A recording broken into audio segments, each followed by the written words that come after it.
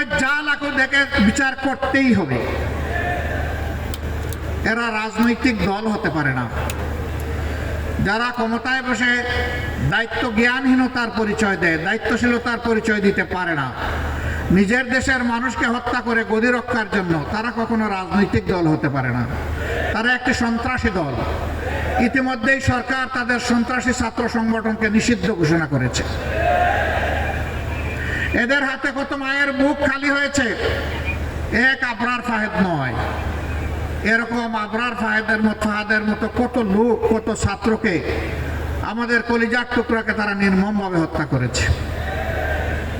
এরা প্রত্যেকটি শিক্ষা প্রতিষ্ঠানকে অস্ত্রাগারে পরিণত করেছিল, মদের বোতল আর অস্ত্র দিয়ে ভরে রেখেছিল, গণরুম তৈরি করে নির্যাতন চালাতো, নামাজি ছাত্রদেরকে নামাজে দেখলেই শিবির ট্যাগ দিয়ে তাদের উপর ঝাঁপিয়ে পড়ত।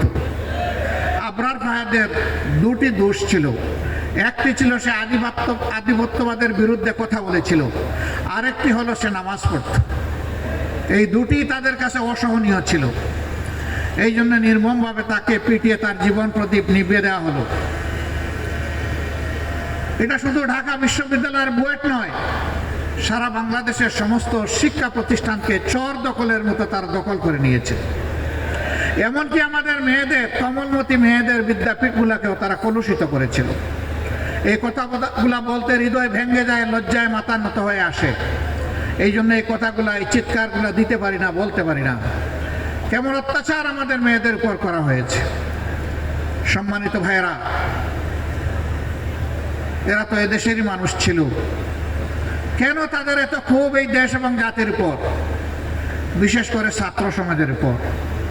কারণ সব দেশে, সব সমাজে যুবক এবং ছাত্ররা সবসময় তাকে অন্যায়, দুঃশাসন এবং নির্যাতনের বিরুদ্ধে।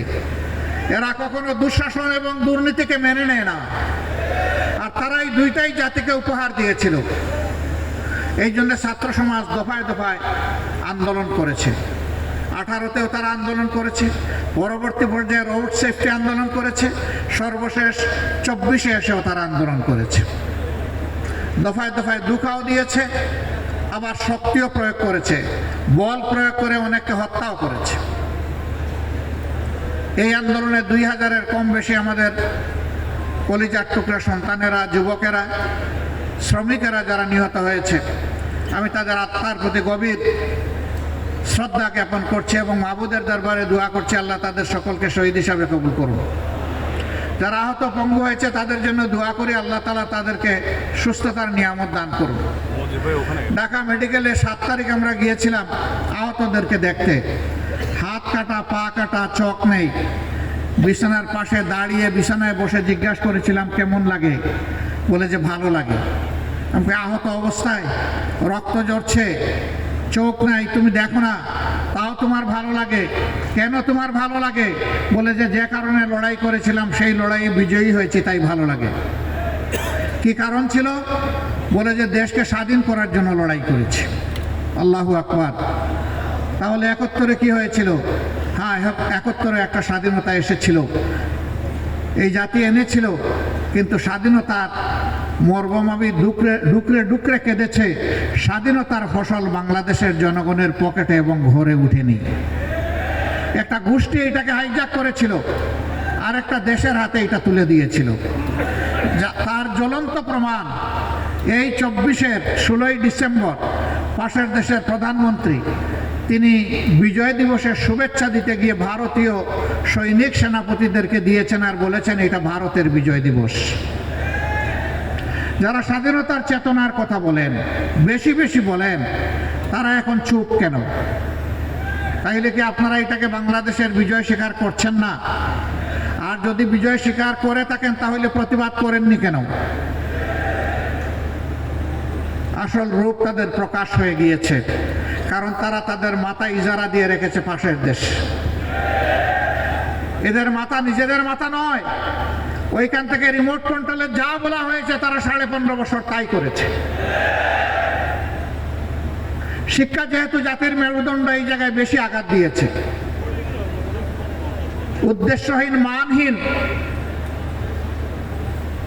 একটা শিক্ষা ব্যবস্থা দাঁড় করিয়ে দিয়েছে যা বাস্তব জীবনে এই জাতির খুব কমই প্রয়োজনে আসছে। শিক্ষায় কোনো গবেষণা নাই, চর্চা নাই, উৎকর্ষ নাই, নৈতিকতা নাই, দুনিয়ার সাথে কোনো মিলতাল নাই, সব কিছুকে একদম তছনছ করে দিয়েছে।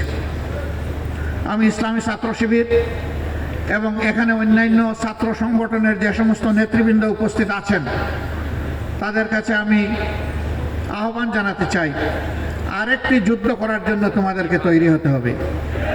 সেই যুদ্ধটা হচ্ছে শিক্ষা প্রতিষ্ঠানকে সবার আগে মেরামত করা।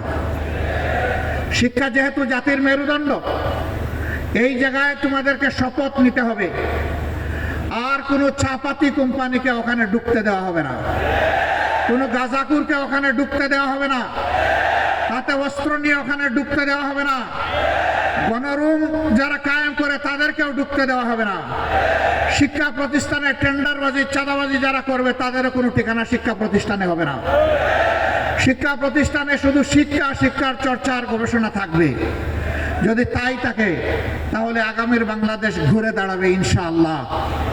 যদি তোমরা শিক্ষা প্রতিষ্ঠানকে সেইভাবে গড়ে তুলতে পারো তাহলে 24-এর এই ত্যাগ ইনশাআল্লাহ শতভাগ সফল হবে।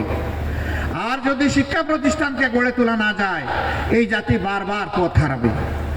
এই জন্য পথ হারা জাতিকে এখন পথের উপর টেনে উঠানো তোমাদের দায়িত্ব। এই জন্য আমরা তোমাদের সাথে আছি। এই যুদ্ধে যেভাবে 24-এ আমরা তোমাদের সাথে ছিলাম 36শে জুলাই পর্যন্ত, আগামীতেও তোমাদের সাথে থাকার অঙ্গীকার আমরা ব্যক্ত করছি। তোমরা এগিয়ে যাও, আমরা তোমাদের সাথে আছি ইনশাআল্লাহ।